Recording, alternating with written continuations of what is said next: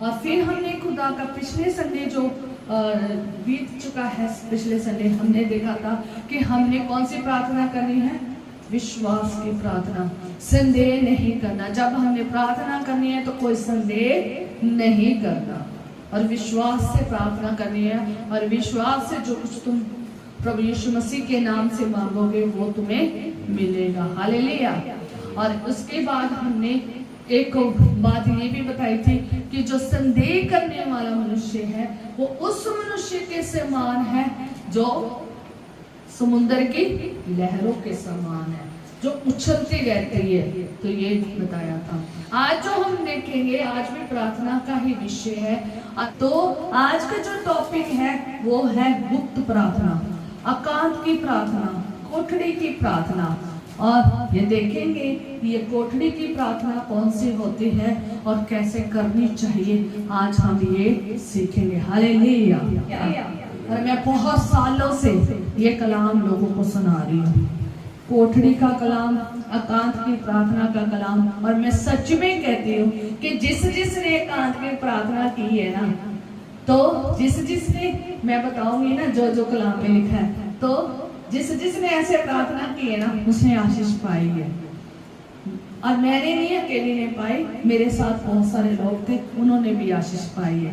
तो आज हम सीखेंगे गुप्त प्रार्थना, एकांत की प्रार्थना क्या है और कैसे हमने करनी है। और हम देखते हैं कि यीशु मसीह ने हमें सिखाया है। गुरु सबसे ज्यादा आप जब सीखते हो तो यीशु मसीह एकांत की प्रार्थना करते थे।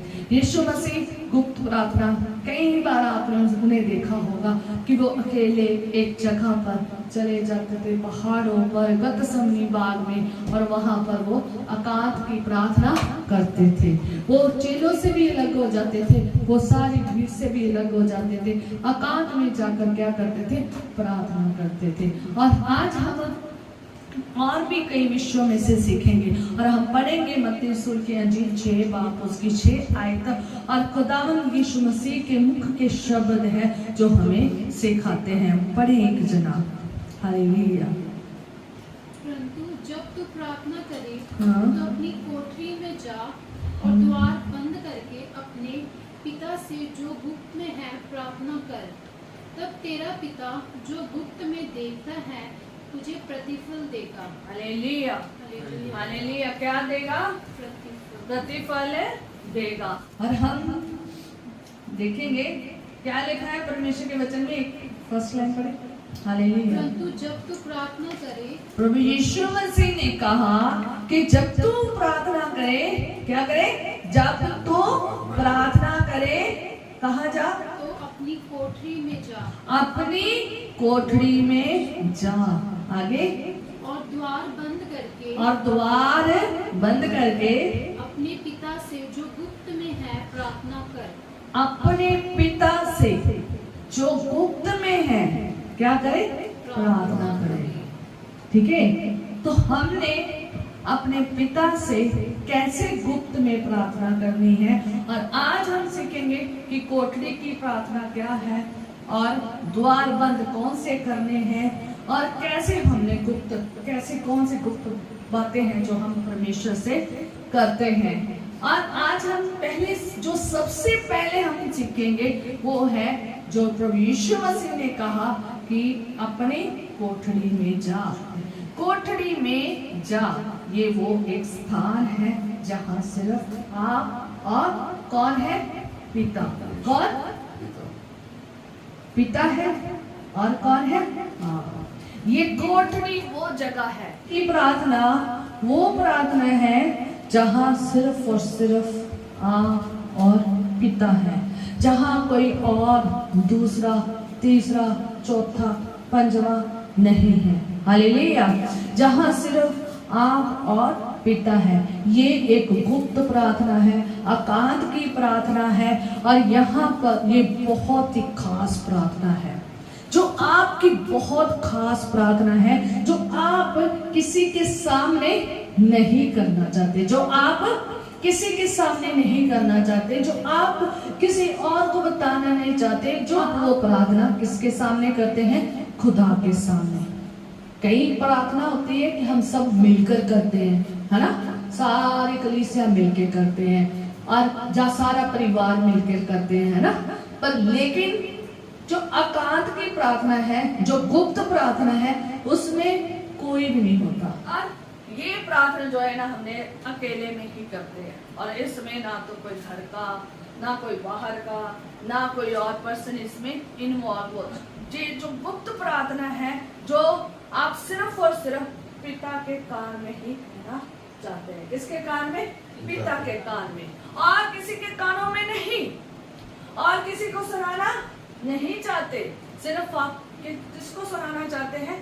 पिता के। वैसे तो हम सारी दुआएं खुदा को सुनाते हैं, पर लेकिन कुछ दुआएं हम फैमिली की करते हैं, सब मिलकर करते हैं, सारी कलीसिया मिलकर करती है, पास्टर के साथ करते हैं, फैमिली प्रार्थनाएं करते हैं, और जो सब सुन रहे होते हैं, सब एकजुट होकर प्रार्थना करते हैं। पर लेकिन जो एकांत की प्रार्थना है, कोठरी की प्रार्थना है, जो गुप्त प्रार्थना है, वो सिर्फ हम खुदा के साथ करते हैं और दूसरा पर्सन कोई नहीं होता। हर प्रार्थना खुदा के कानों में पहुंचनी चाहिए, चाहे आप धीमी आवाज में करो, चाहे आप ऊंची आवाज में करो, चाहे आप मन में करो। हालेलुया।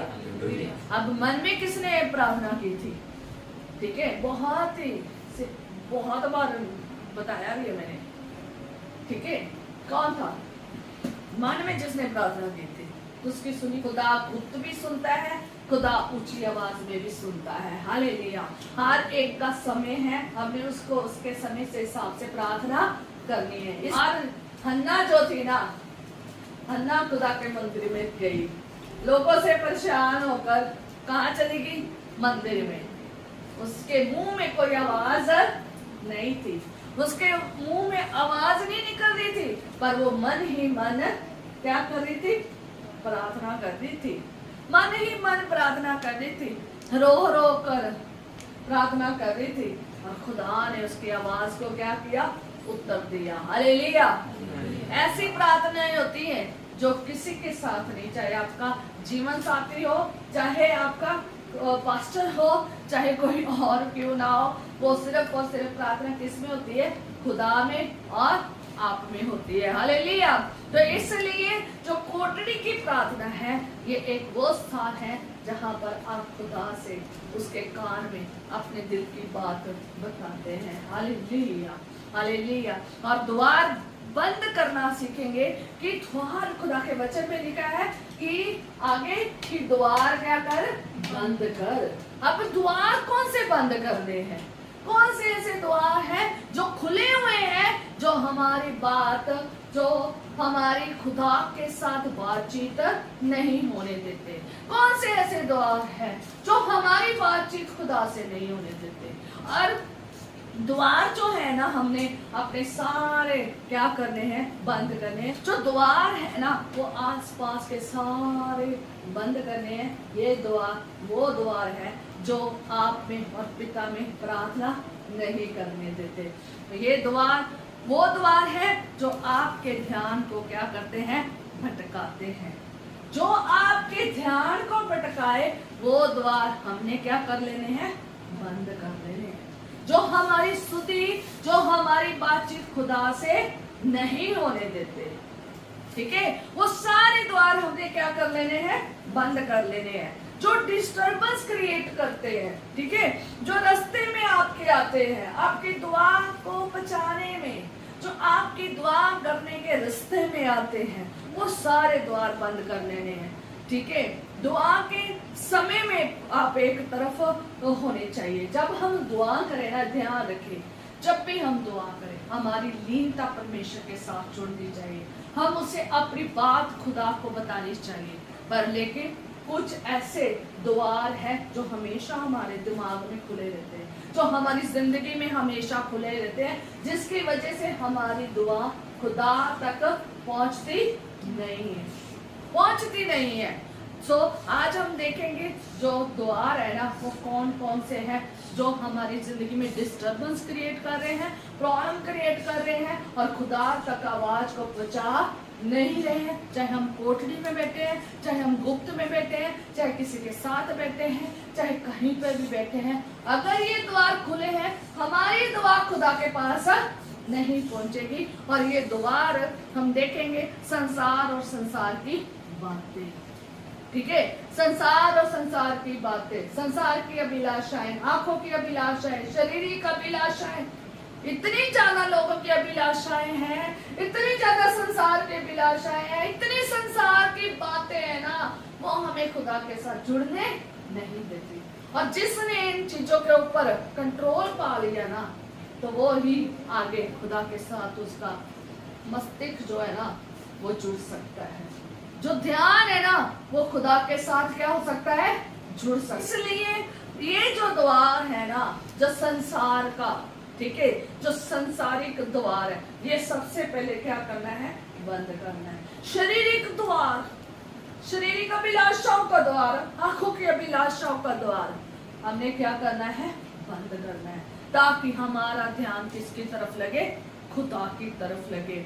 हमारे ख्याल, हम खुदा, कई लोग फिजिकल तौर पर बंदगी में बैठे होते हैं, कई बार लोग फिजिकल तौर पर, शारीरिक तौर पर दुआ में बैठे होते हैं, पर जो उनका ये दिमाग होता है ना, ये खुदा के साथ जुड़ा नहीं होता, क्योंकि इसमें बहुत क्या है, ख्याल उठते हैं, बहुत बातें उठती हैं और बहुत सारे विचार उठते हैं जो खुदा के विचारों को जुड़ने नहीं देती, जो खुदा के साथ जुड़ने नहीं देती, जो हमारी बात खुदा से करने नहीं देती। इसलिए ये सारे द्वार संसार के, संसार की बातों के सारे द्वार क्या कर देने हैं, बंद कर देने हैं। ख्यालों के, ख्यालों में बैठे रहते, कई लोग घंटों घंटे बैठे रहते हैं दुआ में, ख्याल कहीं और है, फिजिकल तौर पर दुआ में बैठे हैं, बंदगी में बैठे हैं, ध्यान कहीं और। घर के बाद ओहो, पता कैसे बैठे थे।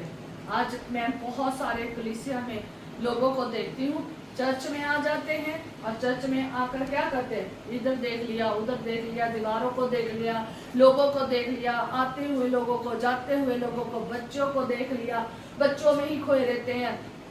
खुदा की तरफ, वर्शिप की तरफ ध्यान नहीं रहता, कलाम की तरफ ध्यान नहीं रहता, कलाम खो ही जा रहा है ना, दुआ की तरफ ध्यान नहीं देता। क्यों? क्योंकि सारा ध्यान तो किधर लगा है, दूसरी चीजों के ऊपर। जहाँ हमारा ध्यान खुदा की तरफ लगना चाहिए, हम बंदगी में आए हैं, हम प्रार्थना करने आए हैं, हम चाहे गुप्त की प्रार्थना करें, चाहे संगति की प्रार्थना करें, तो हमारा ध्यान परमेश्वर में लगना चाहिए। आज कलीसिया में ज्यादातर लोग कभी बाहर जाते, कभी अंदर आते हैं, सारा दिन बाहर अंदर, इधर उधर देखते रहते हैं और ध्यान परमेश्वर की ओर नहीं लगाते। याद रखें, क्या होता है, आशीष मिल जाती है, ऐसे आते हैं, ऐसे ही खाली चले जाते हैं। जिन्होंने अपना ध्यान परमेश्वर की ओर लगाया, खुदावंद उनकी दुआओं का क्या देता है, उत्तर देता है। हालेलुया। कहता जो तेरा पिता गुप्त में है ना, तो वो तुझे क्या देगा, प्रतिफल देगा। हालेलुया। आप मुंह से शब्द भी नहीं लगाओगे, निकालोगे, आप अपने दिल को ही खुदा के साथ जोड़ लिया है ना, तो खुदा उसका प्रतिफल देगा। हालेलुया। एक औरत यीशु के पास आई, बहुत भीड़ थी, और यीशु के पास आकर उसने मन में सोचा, मैं अगर इसके पल्लू को ही छू लूंगी। कितनी भीड़ थी, कितनी भीड़ थी, पर उसने ये माइंड सेट किया होता, उसने अपना ध्यान कहाँ लगाया था, यीशु के ऊपर, उसके पल्लू के ऊपर, कि मैं अगर इसके पल्लू को ही छू लूंगी तो मैं क्या हो जाऊंगी, अच्छी हो जाऊंगी, चंगी हो जाऊंगी। उसने क्या किया, भीड़ में से उसने यीशु के पल्लू को छू लिया, यीशु के पल्लू को छू लिया, और उससे खड़ी वो, उसने अपने जिस्म में देखा कि वो क्या हो गई है, चंगी हो गई है। हालेलुया। ऐसा होना चाहिए। भीड़ चाहे जितनी मर्जी होनी चाहिए। आपकी प्रार्थना कैसी होनी चाहिए, आपका फोकस कहाँ होना चाहिए, आपका फोकस भीड़ पर नहीं होना चाहिए, आए हुए लोगों पर नहीं होना चाहिए, आपका फोकस संसार, शरीर और आंखों के अभिलाषाओं के ऊपर नहीं होना चाहिए, आपका फोकस यीशु पर होना चाहिए। जैसे इस औरत ने फोकस किसके ऊपर किया, यीशु पर। आप किस इरादे से आते हैं, किस फोकस से आते हैं। आज हमारा फोकस हटा होता है, हमारा खुदा के घर में चरणों में बैठकर फोकस हटा होता है। कई लोग घर में भी प्रार्थना करते हैं, ध्यान उनका घर के बच्चों के ऊपर होता है, ध्यान उनका घर की चीजों के ऊपर होता है। ओहो, दुआ बैठना 1 घंटा पास्टर जी ने कहा था दुआ बैठनी है, अब मैं दुआ में बैठने जा रही हूँ, ये घंटा पास्टर ने क्या निकालना ही निकालना है। कई लोग ऐसे हैं कि घंटा पास्टर ने कहा है निकालना ही निकालना है, दुआ पे बैठ जाएंगे। जैसे बेल खड़की नहीं तो वो कोई बच्चा बाहर गया नहीं, कौन आया है साथ में, हालेलुया हालेलुया हालेलुया, कौन आया है, कौन आया है, बच्चे आएंगे, मम्मी वो आए थे ऐसे ऐसे करके, अच्छा तूने क्या कहा, चल भी बात हुई, फिर दुआ पे बैठ गए, दुआ हालेलुया हालेलुया हालेलुया। बच्चे अपना खेलने में लगे हुए हैं और प्यार कहाँ है, इधर उधर, दूध रख के दुआ में बैठ के, दूध वाला आ गया, बच्चों को बार बार दूध ले ले बच्चे और इसे गर्म करने के लिए रख दे। बार बार बच्चे आके क्या कर रहे हैं, बच्चों को डांटने जा रहे हैं, कभी बच्चों के ऊपर कभी किसी चीज के ऊपर ऐसे कर रहे हैं। ध्यान प्रार्थना में नहीं है ना। घंटा पूरा किया, ऐसे ही घंटा क्या कर देते हैं, पूरा कर देते हैं। आधा संसार में ध्यान, आधा हालेलुया हालेलुया, आधा संसार में ध्यान, है प्रभु है प्रभु है प्रभु करके सारे काम को क्या कर देते हैं, पूरा कर देते हैं। याद रखें, परमेश्वर देख रहा होता है और प्रतिफल तो आपको वैसा ही करो देगा जैसे आपकी प्रार्थना है। हालेलुया, जैसे आपकी प्रार्थना है। अगर आपका पूरा फोकस परमेश्वर के ऊपर है तो वो आपको आशीष देगा। याद रखें, हमने अपना फोकस सिर्फ और सिर्फ खुदा पर करना है, क्योंकि हम किसके पास आए, खुदा के पास आए।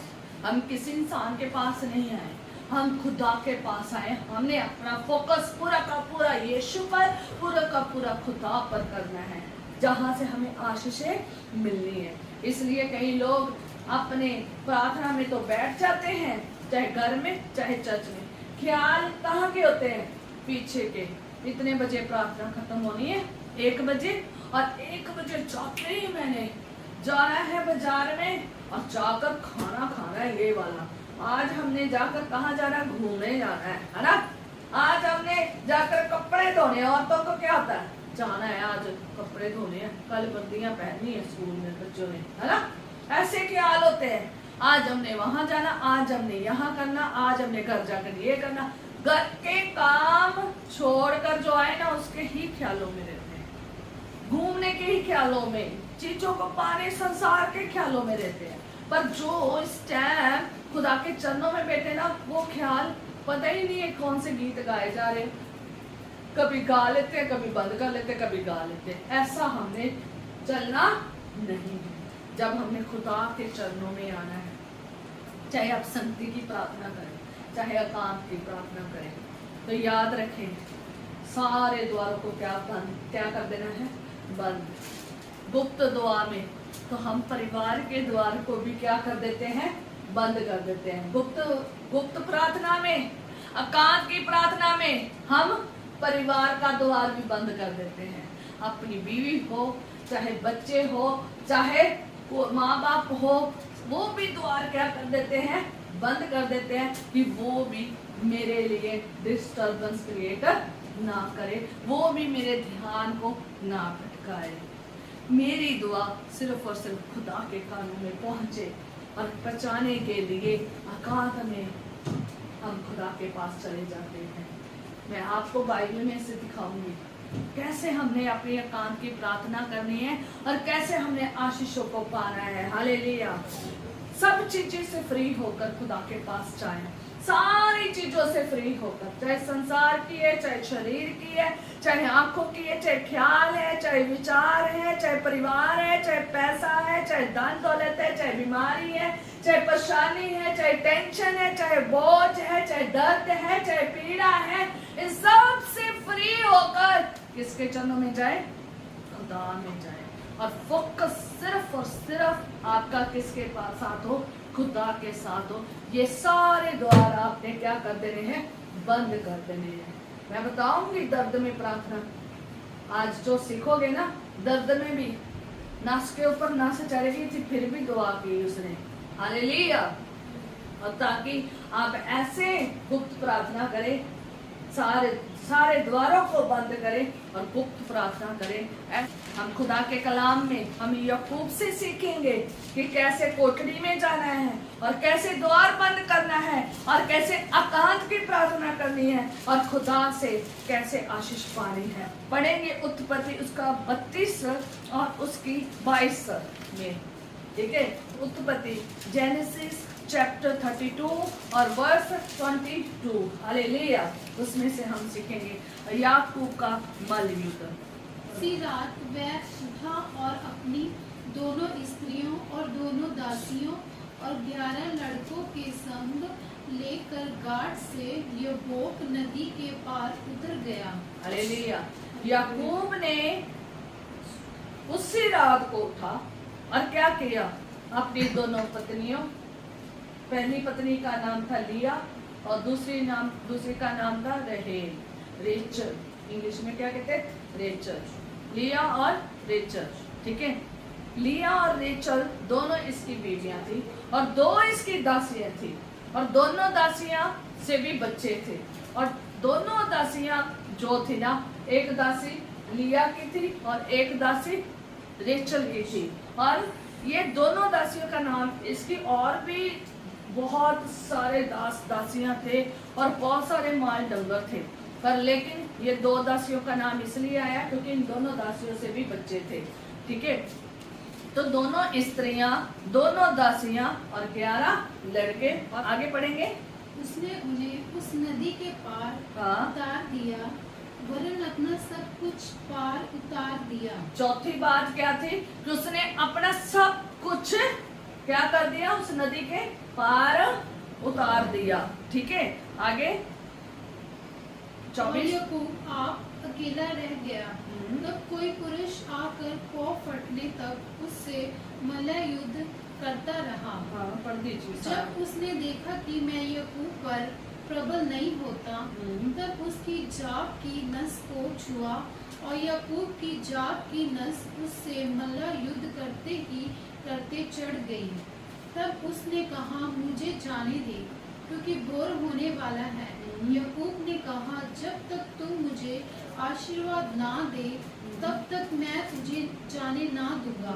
और उसने याकूब से पूछा, तेरा नाम क्या है? उसने कहा, याकूब। उसने कहा, तेरा नाम अब याकूब नहीं परंतु इज़राइल होगा, क्योंकि तू परमेश्वर से और मनुष्य से भी युद्ध करके प्रबल हुआ है। याकूब ने कहा, मैं विनती करता हूँ, मुझे अपना नाम बता। उसने कहा, तू मेरा नाम क्यों पूछता है? तब उसने उसको वही आशीर्वाद दिया।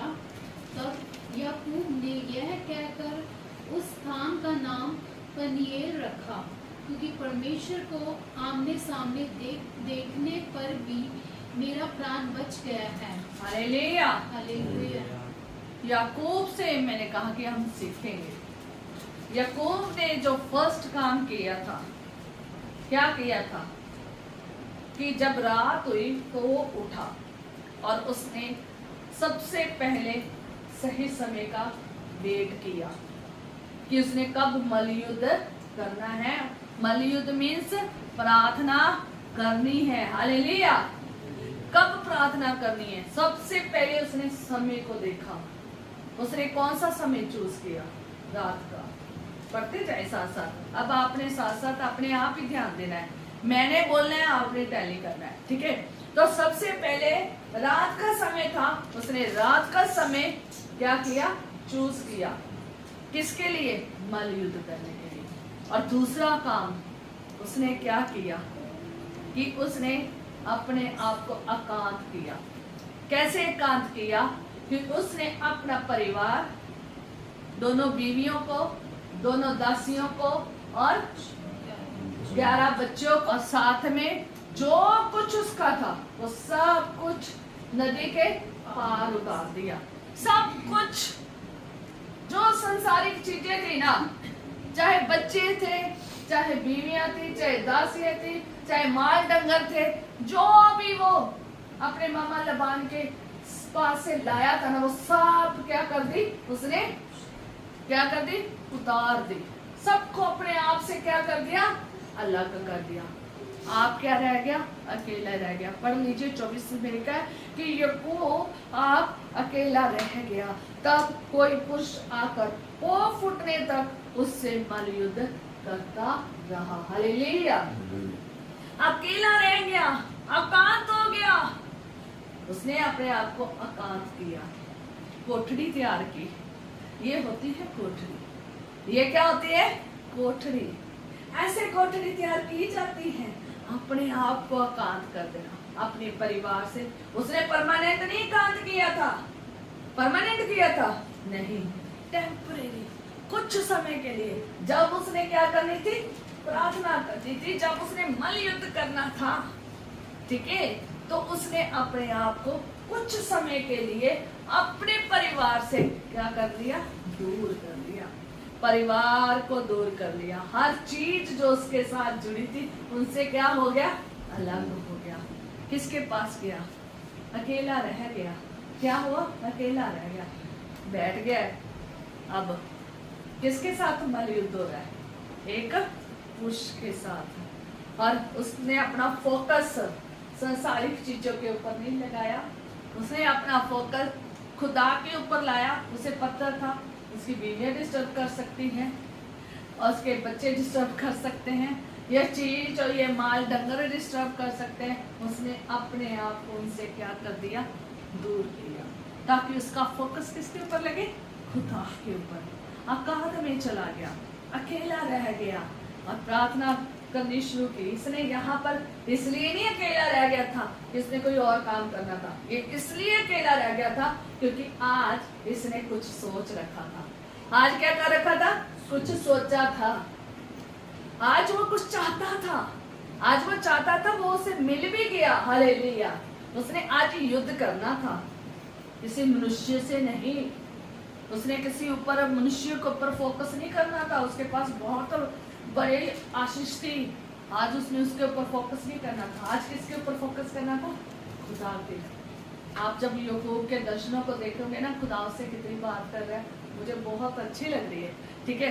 तो उसने क्या करना शुरू किया, जब वो अकेला था तो उसका युद्ध शुरू हो गया, मल युद्ध शुरू हो गया एक पुरुष के साथ। तो उसने देखा कि मैं याकूब पर प्रबल नहीं होता, तब उसकी झाग की नस को छुआ और याकूब की झाग की नस उससे मल युद्ध करते ही करते चढ़ गई। नासुते क्या चढ़ गई, नस चढ़ गई।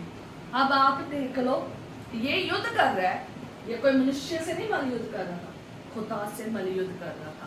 उस पुरुष ने इसकी नस को भी क्या किया है, पकड़ दिया है। थाई की जो नस है ना, उसको उसने क्या किया है, हाथ डाला है, जाग को पकड़ा है, जोर से पकड़ा है कि ये मुझे छोड़ देगा। कहता ना, याकूब क्या कहता, आज नहीं मैं जाने दूंगा, आज तो मैं अपना आशीर्वाद लेकर रहूंगा, आशीर्वाद लेकर रहूंगा। ये आशीर्वाद पता उसे कब मिला था, ये कौन से आशीर्वाद की बात कर रहा था, ये वो आशीर्वाद था जो उसके बाप ने उसे दिया था। आशीर्वाद चाहे इसने धोखे से लिया था, पर वो आशीर्वाद लेने के लिए इसने मल युद्ध किया है, मल युद्ध किया है। और वो जो पुरुष था वो उसे कहता छोड़ दे, बोर होने वाली है, छोड़ दे, बोर होने वाली है। पर वो कहता नहीं, आज नहीं, आज मुझे पहले क्या दे, आशीर्वाद दे, आशीर्वाद दे। उसने उसकी छाप को पकड़ा, उसने तो भी क्या नहीं किया, छोड़ा नहीं। नस के ऊपर नस चढ़ गई तो भी छोड़ा नहीं। अब आप देख लो, जब नस के ऊपर नस चढ़ जाती कितने पेनफुल होती सिचुएशन है ना। जो कि हमें कस के यहाँ से पकड़ ले, बीच में हाथ डाल दे, तो हम चल भी नहीं पाएंगे, हम उसे करेंगे अपने आप को क्या करेंगे, छुड़ाएंगे। पर इसने क्या किया, ध्यान ही नहीं दिया। इसने ना दर्द के ऊपर ध्यान दिया, ना नस के ऊपर नस चढ़ गई उसके ऊपर ध्यान दिया। इसका आज एक ही ध्यान था कि मैंने आज मल युद्ध करके इस पुरुष से आशीष लेनी है। वो पुरुष कोई पुरुष नहीं था, वो खुदा था, वो खुदा का दूत था। और उसने कहा, याकूब ने कहा, जब तक तू मुझे आशीर्वाद ना दे तब तक मैं तुझे जाने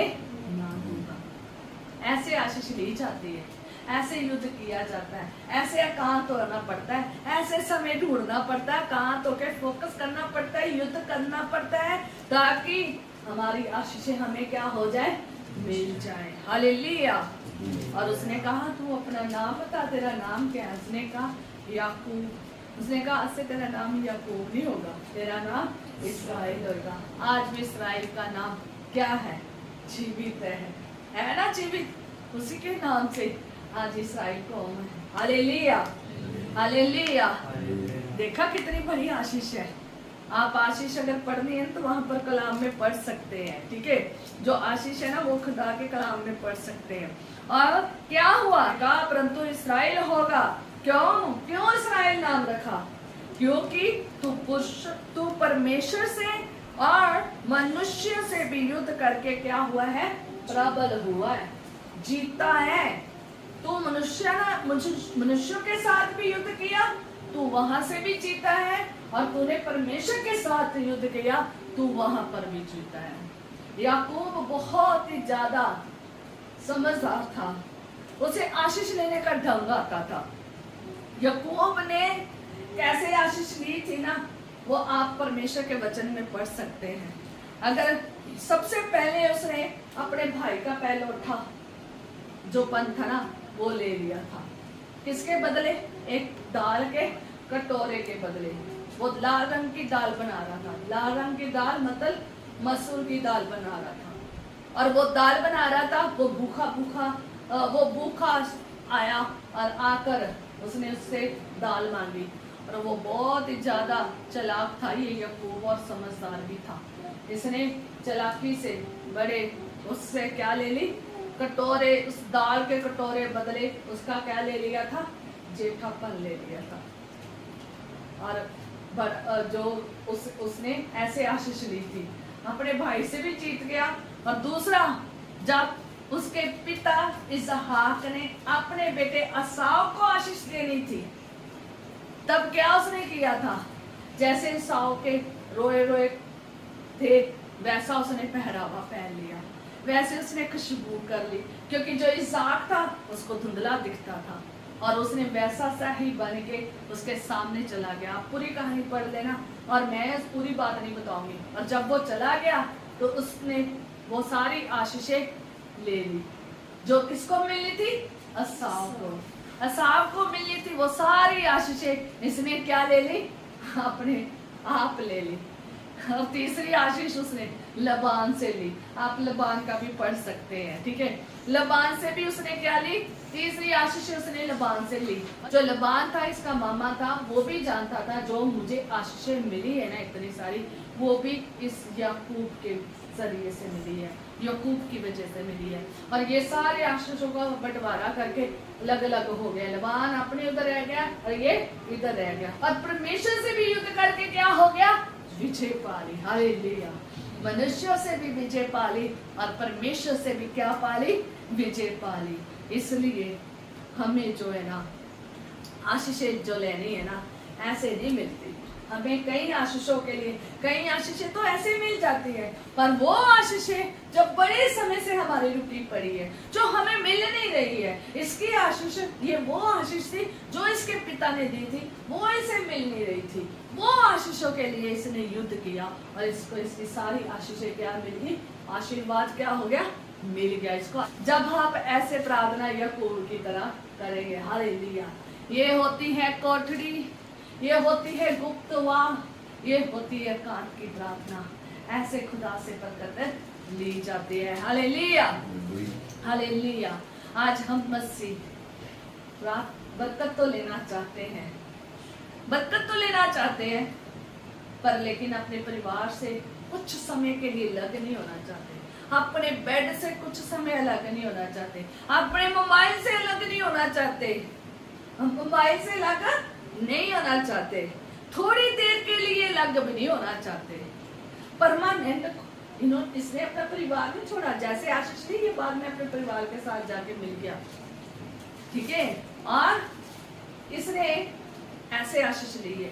आज अगर याकूब की तरह आशीष लेना चाहते हो ना, आपकी जितनी आशीषें रुकी हैं, आपको मल युद्ध करना पड़ेगा। माली युद्ध करना पड़ेगा, वो ही तो हम करते नहीं है, इसीलिए हमारी आशीषें हमें मिलती नहीं है। ठीक है, हम कोठरी त्याग नहीं करते, हम द्वार बंद नहीं करते, हम खुदा के ऊपर फोकस नहीं लगाते, हम उसके साथ मल युद्ध नहीं करते, इसलिए हमारी आशीषें भी हमें मिलती नहीं है। इसलिए प्रभु यीशु मसीह ने कहा कोठरी में जा और गुप्त में जाके क्या कर, द्वार बंद कर और गुप्त में प्रार्थना कर, तुम्हारा जो पिता गुप्त में है वो क्या करता है, सुनता है और उसका प्रतिफल देता है। हालेलुया।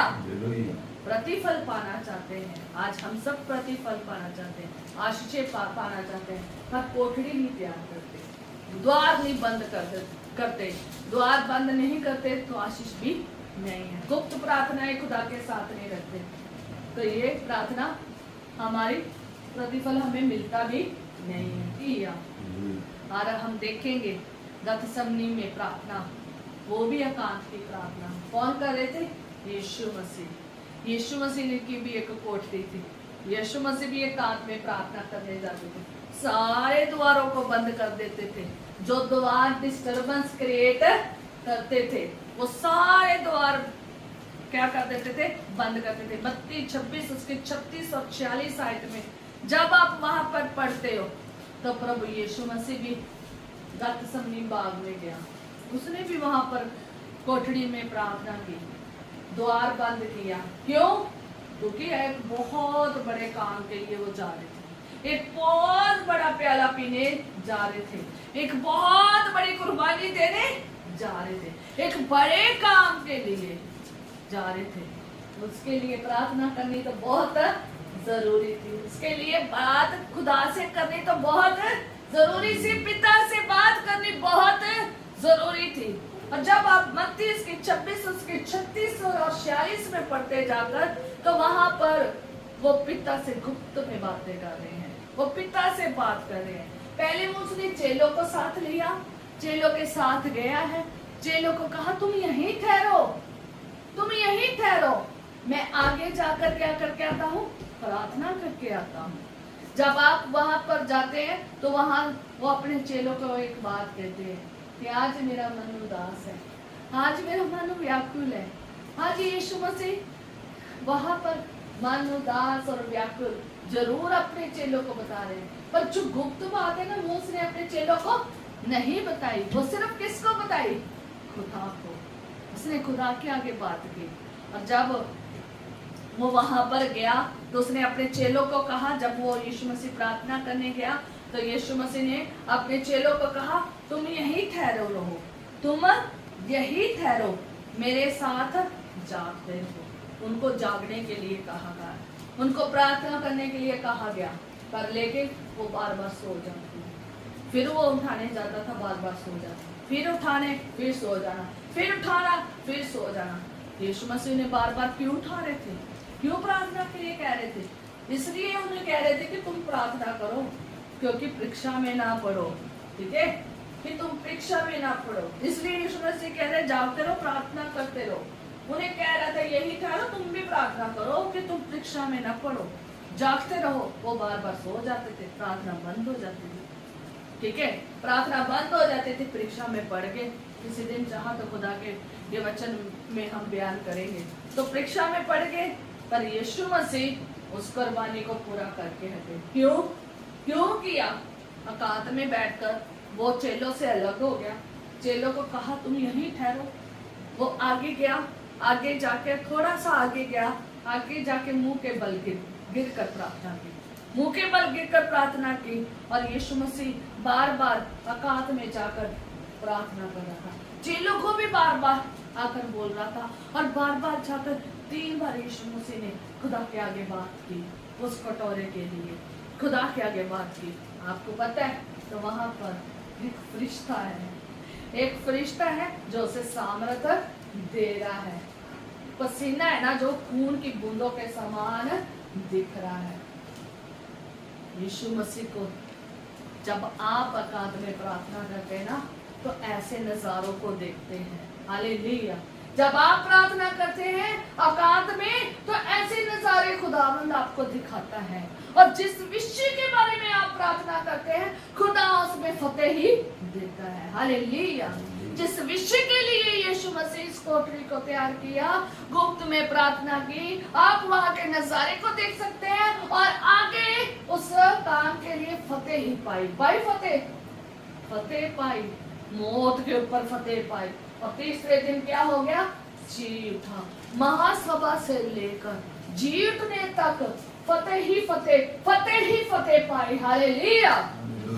पाई है ना। इसलिए कोठरी की प्रार्थना, एकांत की प्रार्थना जरूरी है। लेकिन बहुत सारी परिस्थितियां आती हैं, बहुत सारी महासभा लग जाती है, लोग महासभा लगाते हैं, है ना, विरोधता में। खुदावंद क्या करता है? उन महासभाओं से हमें निकालता है, उन महासभाओं से हमें निकालता है। बहुत सारे लोग थूकने आ जाते हैं, बहुत सारे लोग पीटने आ जाते हैं, बहुत सारे बुरा हाल करने के लिए आ जाते हैं। खुदावंद सब में से हमें निकालता है।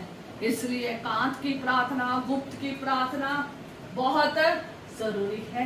खुदा उसका 100% रिजल्ट दिखाता है। हालेलुया।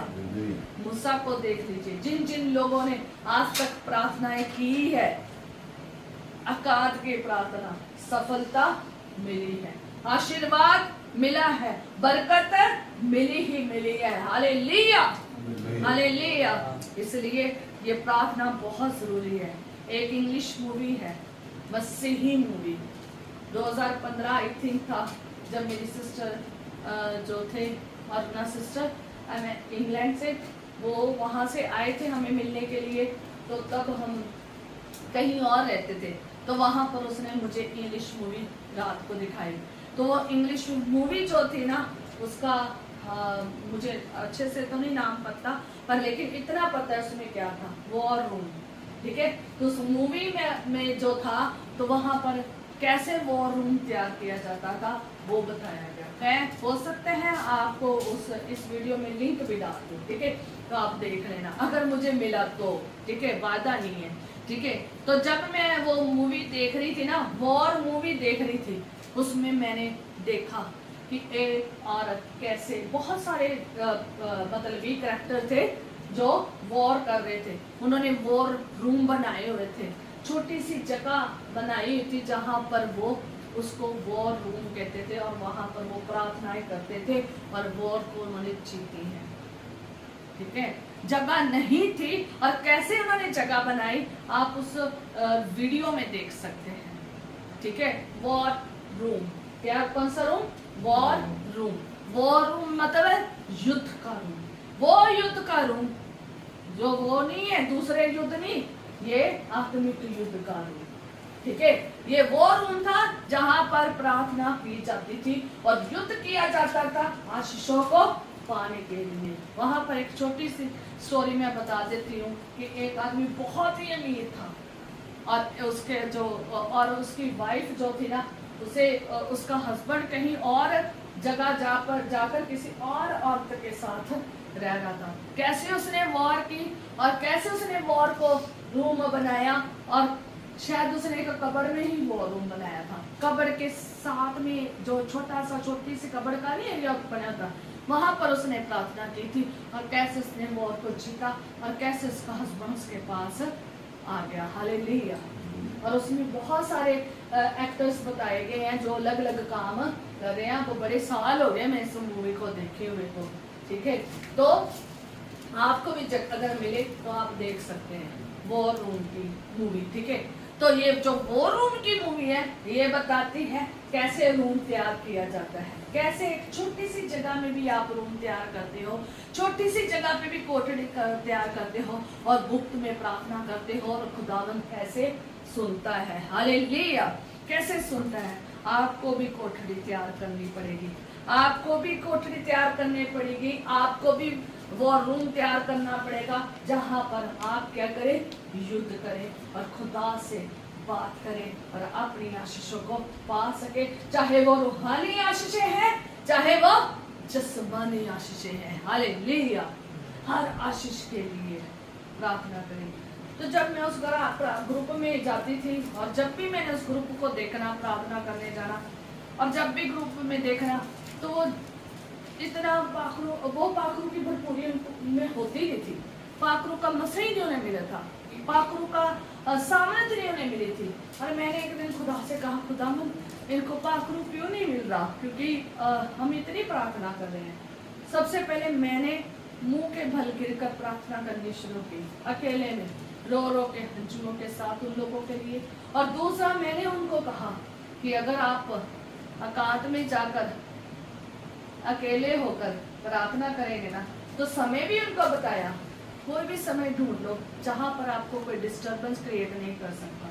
मैंने उन्हें रात का समय बताया था कि रात के 12 बजे से लेकर सुबह के 4 बजे तक आप खुदा के चरणों में कोई भी समय ढूंढ लीजिए, जाकर खुदा के चरणों में बैठकर प्रार्थना कीजिए, खुदा से बात कीजिए, एकांत में हो जाइए, अपने परिवार से एकांत में हो जाइए।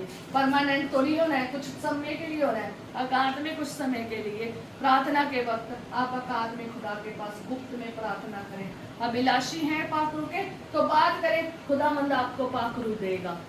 हमारे कई मसीह बहन भाइयों ने ऐसे किया, रात की प्रार्थना की, कुछ रात की ड्यूटी वालों ने दोपहर प्रार्थना की, खुदा ने उन्हें पाखरू के सामने से भरा। हालेलुया। आप कैसी भी आशीष चाहते हैं, रूहानी जिस्मानी, आपको खुदावंद देगा। मैंने जितनी बार भी एकांत की प्रार्थना की है और जितनी बार भी मैं खुदा के चरणों में बैठी रहती हूँ, मैंने ज्यादा तौर पर बहुत सारे दर्शनों को, सपनों को और बहुत सारी खुदा की बातों को और कलाम को सीखा है। हालेलुया। मैंने बहुत सारे दर्शनों को देखा है, मैं बयान नहीं कर सकती। मैं एक बड़ी, जब भी मैं प्रार्थना में, जब मैं स्टार्टिंग एकांत की प्रार्थना करनी शुरू की, बहुत साल पहले की बात है, जब मैंने एकांत में प्रार्थना करनी शुरू की थी, बहुत बड़ी रोशनी मेरी तरफ आती थी, बहुत बड़ी रोशनी ऐसे चीरती हुई आती थी ना, अंधेरे को ऐसे चीरती होती आती थी। जैसे ही उसने मेरे पास पहुंचना, मैंने आंखें खोल लेने का। सबसे पहले मेरा यही एक्सपीरियंस रहा कि मैंने आंखें खोल लेनी और मैंने कहना खुदावंद मैं इसे देख नहीं सकती। मैं अपने आप को बहुत पापी और कमजोर समझती थी कि मैं इतनी तेज रोशनी को नहीं ग्रहण कर पाऊंगी। ये जैसे मेरे पास आएगी, भ्रम करके क्या हो जाएगा, ब्लास्ट हो जाएगा, क्योंकि मैं इतनी पवित्र नहीं हूँ। और खुदा मुझे लाइट समझ रहा था, मेरे पास खुदावंद अपनी रोशनी भेज रहा था, मैं ही निकली, ठीक है। और मैं खुदा के पास ऐसे बैठी हूँ। कभी कभी मैं ऐसे, मुझे फील होता था कि मैं उड़ रही हूँ, जिस जगह में बैठी हूँ प्रार्थना कर रही हूँ, तो मैं अपनी जगह से ऊपर उठ रही हूँ। मैंने आंखें खोल लेने करनी, मैंने कहा खुदावंद प्लीज मुझे अभी ना उठा के लेके जाना, मेरे बच्चे हैं, मेरा हस्बैंड है, अभी इन्होंने खुदावंद और चल रहा है, इतनी जल्दी ना मुझे उठा के ले जाना। मैं ऐसे कहती थी। मैंने बहुत सारे अनगिनत दृश्य को देखा, खुदा की आहट को, उसकी खुशबू को, उसको महसूस किया। मैंने खुदा के दर्शनों को देखा, बड़े सपनों को देखा, बड़ी खुदा की आशीषों को देखा। आज भी खुदा बात कर रहा है। आज भी बहुत सारे मैंने भी खुदा के आगे युद्ध कर रही हूँ कुछ चीजों के लिए, तो खुदावंद मुझे उन युद्ध में मैं जीत सकूं। इसलिए मेरे लिए प्रार्थना करते रहना कि खुदावंद मुझे हर युद्ध में जीत दे। हालेलुया। चाहे मैं खुदा के साथ करूं, चाहे मैं मनुष्य के साथ करूं, खुदावंद मुझे क्या दे, जीत दे। याद रखें, वो रूम तुम्हें बनाना पड़ेगा, अपने घर में कोठरी तैयार करनी पड़ेगी, गुप्त में जाना पड़ेगा और फोकस खुदा की तरफ लगाना पड़ेगा और मल युद्ध खुदा के साथ करना पड़ेगा। आशीष हासिल करें, यीशु मसीह की तरह चले। हमने फॉलो किसको करना है, यीशु को, इसलिए यीशु मसीह की तरह बने। हालेलुया। खुदावंद आपको बहुत ब्लेस करे। आए हम प्रार्थना करेंगे, अपने सरों को झुकाएंगे, आंखें परमेश्वर की ओर लगाएंगे। खुदावंद खुदा तेरा धन्यवाद, तेरे शुक्र करते हैं खुदावंद आज के कलाम के लिए जो तूने हमें दिया है। खुदावंद आज का कलाम जीवित कलाम खुदावंद जो तेरा है, खुदावंद हमारी जिंदगियों में 100 गुना फल लेकर आए। खुदावंद खुदा हम सुने और इस पर अमल करें और इसके वचनों के मुताबिक चले। खुदावंद खुदा तेरा वचन जैसे हमें सिखाता है, कोठरी में जा, द्वार बंद कर, अपने पिता जो गुप्त में है उसके सामने प्रार्थना कर। अपने पिता जो गुप्त में है, जो सुनता है और उसका प्रतिफल देता है।